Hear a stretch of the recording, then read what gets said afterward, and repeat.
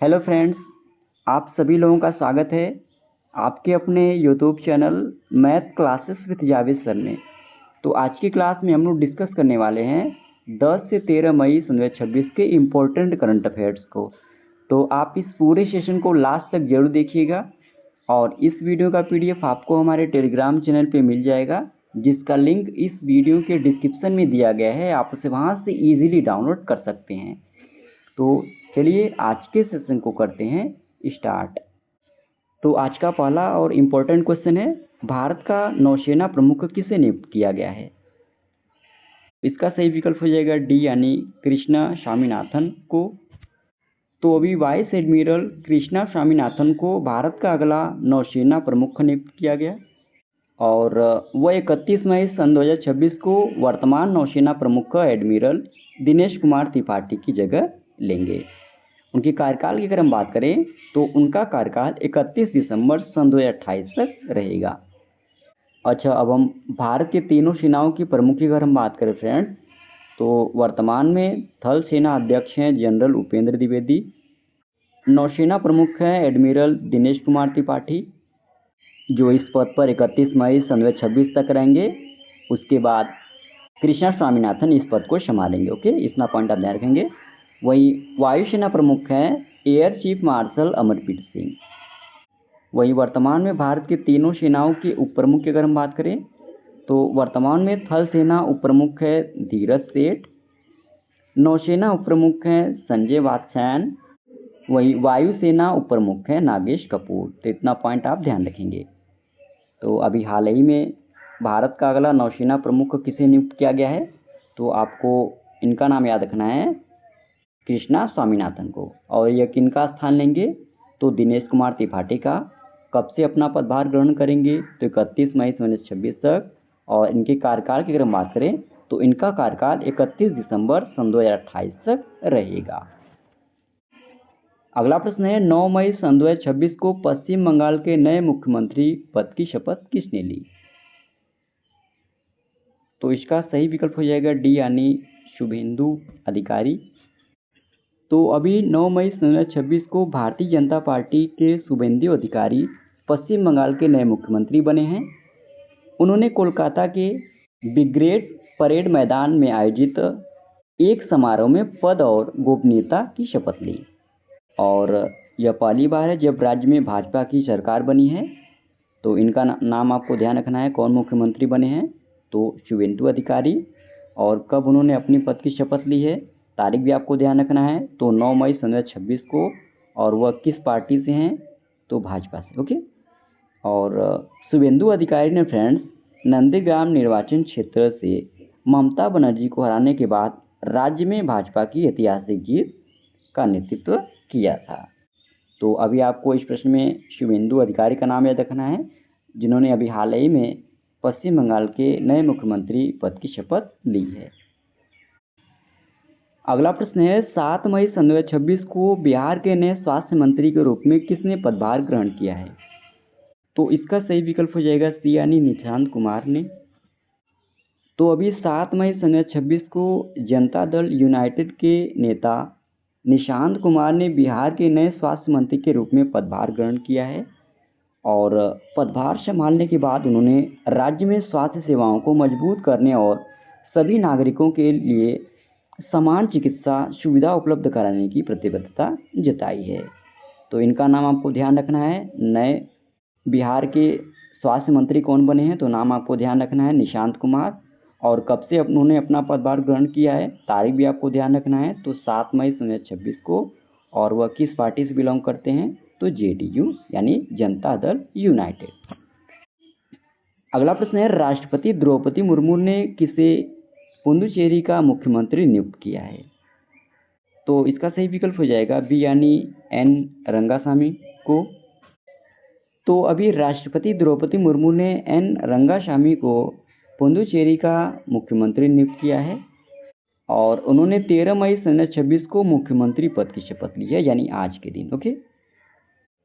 तो इस प्रश्न में आप लोगों को बस इतना ध्यान रखना है कि अगर आपसे पूछा जाए कि यह नियुक्ति किसके द्वारा की गई है, तो ध्यान रखेंगे राष्ट्रपति द्रौपदी मुर्मू जी के द्वारा। और मुख्यमंत्री कौन बने हैं पुडुचेरी के, तो एन रंगास्वामी, और उन्होंने अपना पदभार कब से ग्रहण किया है, तारीख भी आपको ध्यान रखना है। तो 13 मई सन 2026 को, इतना आप ध्यान रखेंगे। अगला प्रश्न है 10 मई सन 2026 को तमिलनाडु के नए मुख्यमंत्री के रूप में किसने शपथ ली है?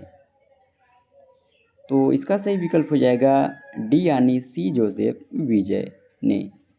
तो अभी 10 मई सन 2026 को तमिलगा वेट्री कज़गम यानी टीवीके के अध्यक्ष और अभिनेता राजनेता सी जोसेफ विजय ने तमिलनाडु के मुख्यमंत्री के रूप में शपथ ली है, और उन्होंने चेन्नई के जवाहरलाल नेहरू इंडोर स्टेडियम में राज्यपाल राजेंद्र विश्वनाथ आर्लेकर के समक्ष शपथ ली। और उन्होंने किनका स्थान लिया है? तो एम.के. स्टालिन का। तो इस प्रश्न में आपको बस इतना ध्यान रखना है कि अगर आपसे पूछा जाए कि हाल ही में तमिलनाडु के नए मुख्यमंत्री पद की शपथ किसने ली है, तो ध्यान रखना है इनका नाम सी जोसेफ विजय ने। और इन्होंने किनका स्थान लिया है? तो एम.के. स्टालिन का। और इन्हें मुख्यमंत्री पद की शपथ किसके द्वारा दिलाई गई है? तो राजेंद्र विश्वनाथ आर्लेकर के द्वारा। इतना आप ध्यान रखेंगे। ओके। अगला प्रश्न है भारत के नए चीफ ऑफ डिफेंस स्टाफ कौन बने हैं? तो इसका सही विकल्प हो जाएगा डी यानी एन.एस. राजा सुब्रमणी। तो अभी लेफ्टिनेंट जनरल एन.एस. राजा सुब्रमणी भारत के नए चीफ ऑफ डिफेंस स्टाफ नियुक्त किए गए हैं, और वह अपना पदभार ग्रहण 30 मई 2026 से करेंगे। और किनका स्थान लेंगे? तो जनरल अनिल चौहान का। ओके, इतना आप ध्यान रखेंगे। तो अभी भारत के नए चीफ ऑफ डिफेंस स्टाफ कौन नियुक्त किए गए हैं? तो इनका नाम आपको ध्यान रखना है एन.एस. राजा सुब्रमणी, और अपना पदभार यह कब से ग्रहण करेंगे, तारीख भी आपको ध्यान रखना है। तो 30 मई 2026 से, और स्थान किनका लेंगे? तो जनरल अनिल चौहान का। अगला प्रश्न है मई 2026 में पीटर मैकग्यार ने किस देश के नए प्रधानमंत्री के रूप में शपथ ली है? तो इसका सही विकल्प हो जाएगा सी यानी हंगरी। तो अभी हाल ही में पीटर मैकग्यार को हंगरी का नया प्रधानमंत्री नियुक्त किया गया है। उन्होंने 9 मई 2026 को पद और गोपनीयता की शपथ ली। और अगर आपसे पूछा जाए कि उन्होंने किनका स्थान लिया है, तो आपको इनका नाम याद रखना है विक्टर ओबर्न का। तो अभी हाल ही में हंगरी के नए प्रधानमंत्री कौन नियुक्त किए गए हैं? तो नाम आपको ध्यान रखना है पीटर मैकग्यार। ओके। अगला प्रश्न है अंतर्राष्ट्रीय ओलंपिक समिति ने किस देश के एथलीटों और टीमों पर लगे प्रतिबंध को हटा दिया है? तो इसका सही विकल्प हो जाएगा डी यानी बेलारूस।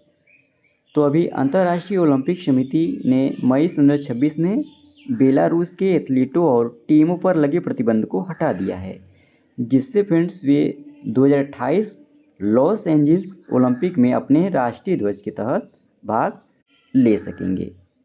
तो इस प्रश्न में आप लोगों को मेन पॉइंट बस इतना याद रखना है कि अगर आपसे पूछा जाए कि अंतर्राष्ट्रीय ओलंपिक समिति ने किस देश के एथलीटों और टीमों पर लगे प्रतिबंध को हटा दिया है, तो देश का आपको नाम याद रखना है बेलारूस। अगला प्रश्न है अंतर्राष्ट्रीय नर्स दिवस हाल ही में कब मनाया गया है? तो इसका सही विकल्प हो जाएगा बी यानी 12 मई को। तो अभी अंतर्राष्ट्रीय नर्स दिवस हाल ही में 12 मई 2026 को मनाया गया।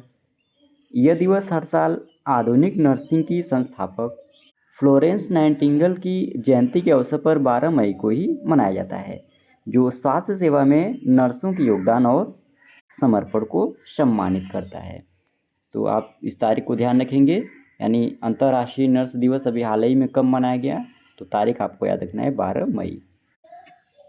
अगला प्रश्न है भारत का पहला अंतर्राष्ट्रीय नेत्र विज्ञान अनुसंधान सम्मेलन कहाँ आयोजित किया गया? तो इसका सही विकल्प हो जाएगा ए यानी नई दिल्ली।